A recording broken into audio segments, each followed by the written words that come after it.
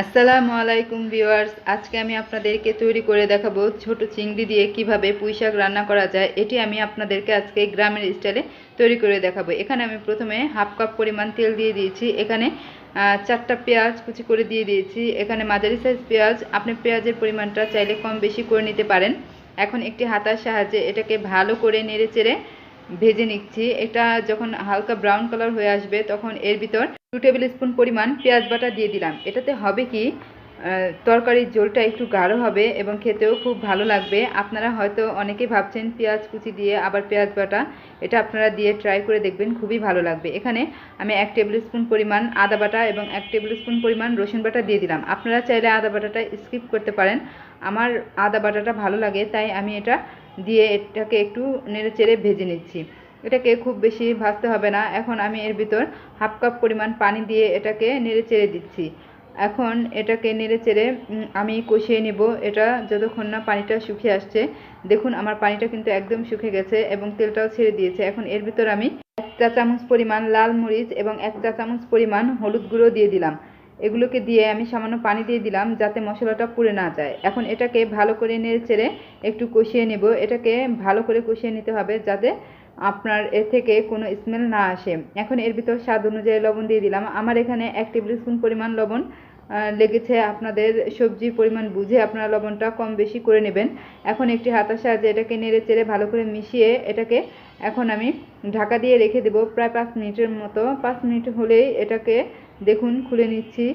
এখন এটা প্রায় কষানো হয়ে গেছে, তেলটাও কিন্তু ছেড়ে দিয়েছে। এখন এর ভিতর যে আমি মাছটা পরিষ্কার করে রেখেছিলাম ছোট চিংড়ি, সেটা দিয়ে দিলাম হাফ কাপ পরিমাণ।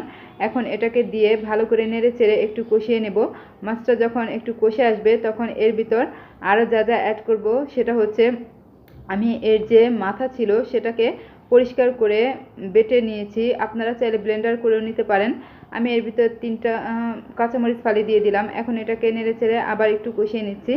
এখন আমি যে আগে থেকে চিংড়িটা বেটে নিয়েছিলাম সেটা দিয়ে দিলাম। এটা দিয়ে দেখবেন এতে কিন্তু পুঁই শাকের তরকারিটা অনেক টেস্টি হয় এবং গ্রামের রান্নার একটা ফিল আসে। আপনারা বাসায় তৈরি করে অবশ্যই দেখবেন যে এতে স্বাদটা কিন্তু দ্বিগুণ হয়ে যায়।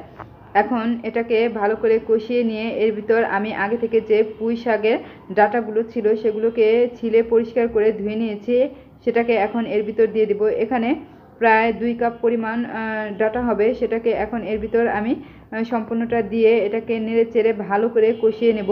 এটাকে সেদ্ধ হওয়া পর্যন্ত কষিয়ে নিতে হবে যাতে এটা পুরোপুরি সেদ্ধ হয়ে যায়। দেখুন আমি কিন্তু এটাকে নেড়ে চেড়ে ভালো করে মিশিয়ে নিচ্ছি মশলার সাথে, যাতে এটা থেকে যে পানিটা আসবে তাতেই যাতে এটা সেদ্ধ হয়ে যায়। এখন এটাকে আমি ঢাকা দিয়ে রেখে দেবো 5 মিনিটের জন্য। এর থেকে যে পানিটা বের হবে তাতে এটা সেদ্ধ হয়ে যাবে। দেখুন আমার ডাটাটা কিন্তু একদম সেদ্ধ হয়ে গেছে। আপনাদের দেখাচ্ছি যে এটা কেমন হয়েছে। এখন এর ভিতর যে পরিষ্কার করা পাতাটা ছিল সেটা এখন আমি এর ভিতর দিয়ে দেব। এখানে প্রায় 4 কাপ পরিমাণ পাতা হবে। এটাকে আমি সম্পূর্ণ এই হাঁড়িতে দিয়ে দিচ্ছি। আপনারা ভাবছেন এত ভর্তি হয়ে গেছে এখন কিভাবে নাড়াচাড়া করব। এটা যখন একটু নেতিয়ে যাবে তখন দেখবেন একদম ঠিক পর্যায়ে চলে এসেছে। এখন এটাকে আমি ঢাকা দিয়ে রেখে দেবো 5 মিনিটের জন্য। 5 মিনিট পর এটাকে আবার আমি একটু নেড়ে চেড়ে ভালো করে কষিয়ে নিচ্ছি। এটাকে ভালো করে নেড়ে চেড়ে কষানো হয়ে গেলে এর ভিতর পর্যাপ্ত পরিমাণ পানি দিয়ে দিতে হবে। আমি পর্যাপ্ত বলছি এর কারণ সবজির পরিমাণ কম বেশি হলে আপনারা অবশ্যই পানিটাও বুঝে দেবেন। আমার এখানে যে পরিমাণ সবজি আছে তাতে আমি 3 কাপ পরিমাণ পানি দিয়েছি। এখানে খুব বেশি পানি দেওয়ার প্রয়োজন নেই। এখানে 3 কাপ পরিমাণ পানি যথেষ্ট। এখন এটাকে আমি ঢাকা দিয়ে রেখে দিব প্রায় 10 মিনিটের জন্য। 10 মিনিট পর ফিরে এলাম। দেখুন আমার রান্নাটা কিন্তু একদম হয়ে এসেছে এবং ঝোলটা কিন্তু একদম মাখা মাখা হয়ে গেছে। আপনারা চাইলে ঝোলের পরিমাণটা কম বেশি করে নিতে পারেন। আপনারা যারা এখনও এইভাবে পুঁই শাক রান্না করে দেখেননি তারা অবশ্যই এভাবে একবার ট্রাই করে দেখবেন। আশা করি অনেক ভালো লাগবে। দেখতে থাকুন, দেখতে দেখতে ভালো লাগা ভালোবাসা হয়ে যাবে ইনশাল্লাহ। এবং আপনারা যারা আমার চ্যানেলটি এখনও সাবস্ক্রাইব করেনি তারা অবশ্যই আমার চ্যানেলটি সাবস্ক্রাইব করে পাশে থাকা বেল বাটনটি অন করে দেবেন।